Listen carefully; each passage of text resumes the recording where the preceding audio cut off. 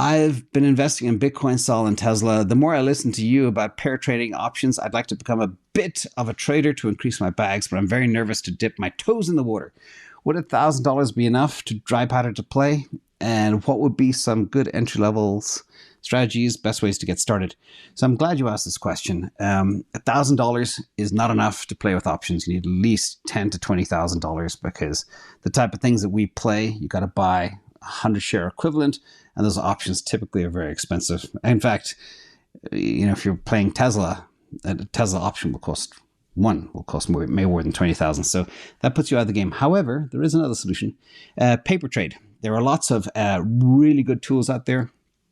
One I've looked at in the past many years ago was Think or Swim from Ameritrade, and that means you can actually go and simulate trades. And remember, I always say, have a 90% success rate before you play with real money, okay? Practice, practice, practice, study. If you go into the markets, I always say it's a blood sport. If you go into the markets without knowing what you're doing, you're going to have your head handed to you. That's it, because you're trading against pros. In fact, and like if I'm selling something and you're buying it, odds are you're probably not going to do too well. So just remember that everything's a zero-sum game. You're not playing against a machine. You're playing against another investor or trader.